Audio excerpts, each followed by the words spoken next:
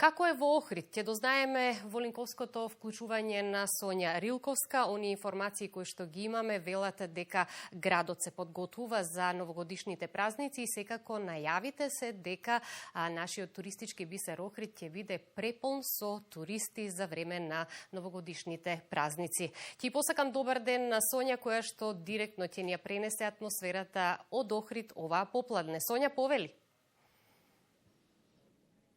Така е, Сузе, добар ден од градскиот плоштад Свети Климент Охридски во Охрид. Како што веќе кажавте, во пресрет на новогодишните празници, главниот туристички центар очекува голем наплив на туристи.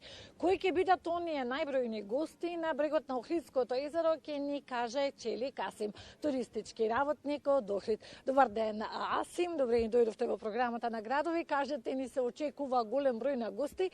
Хотелиерите велат 80% исполнетост до денес. Кажете ни, кои ќе бидат најбројните туристи? Така, добар ден и поздрав до гледачите на Македонска телевизија. Како што кажавте, да, пред, да кажам, моментот кој што сите го чекаме, пред новогодишните забави, пред новогодишната атмосфера. Најавите се дека градот ќе биде исполнет, да кажам, повеќе од 90%, како што самите кажавте, хотелските капацитети се веќе во овој момент букирани околу 80-85%.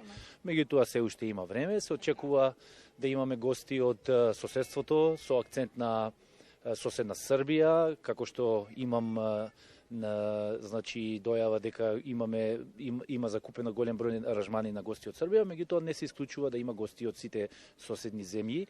Градот е убаво украсен, ќе има јавен дочек на градскиот плоштад, така да очекуваме голем број на гости за новогодишните денови. Оваа година се вели дека аранжманите, особено во хотелските и угостителските објекти, се поскапени за од 10 до 20%. Сето тоа е поради инфлацијата, но велат подобрена и понудата. Така е, да. Реално може да забележиме дека има некое благо поскапување кое што е прифатливо и е во рамките на нормалата. Секако после короната сите оние цени кои што беа пред короната веќе 2-3 години после таа пандемија одиме малку со некоја блага нагорна линија за покачување на цените, меѓутоа ќе повторам, тоа е све во рамките на нормалата. И да, понудата е збогатена. Сведоци сме дека одредени угостителски објекти, хотели, ресторани имаат некоја најава за некои интересни инвенти кои што ја збогатуваат понудата и со тоа Охрид се поинтересен за повеќе гости и секако да има подобра понуда градот за новогодишните забави и тоа е понудата. Така, има празнични крстарења со брод, се нуди афтер парти бранч на плажа, вино и чоколадо на зајди сонце, на вистина едни интересни атракции кои што досега имавме прилика да ги гледаме само во странство. Па тоа и целта, се трудиме да бидеме во тренд со сите оние светски понуди кои што се нудат секаде во сите туристички дестинации. Секако се уште може многу сме поскромни од оние светски понуди, меѓутоа се трудиме да бидеме во тренд. Учиме од нив и презеаме, така е уште нешто ве прашам. Угостителските и хотелските објекти ќе има голем број, претпоставувам, на естрадни звезди и забави кои што ќе се нудат во градот покрај она забава која што секако ќе ја има на градскиот плоштад. Па да, знам дека сите угостителски објекти и хотели ќе имаат организирана забава во нивните ресторани и објекти, така да, како што веќе кажав, понудата ќе биде интересна, ќе има поголема варијација на понуди во сите угостителски објекти, секој со различен вкус и секој каде што милува може да дојде и да го посети Охрид. Самите ги споменавте србите, а јас баш денеска ги листав српските агенции како го нудат Охрид, го нудат како градот со најубавата забава за новогодишните празници и интересно е што навистина понудата за 3 дена во Охрид ја нудат само за 140 евра. Па да. Значи, без разлика што се поскапени, пак сме најефтини. Така е. Јас неколку пати сум кажал дека Охрид е еден од поевтините градови за туризам, меѓутоа сведоци сме и за изминатите години за новогодишните празници дека Охрид имаше убава забава.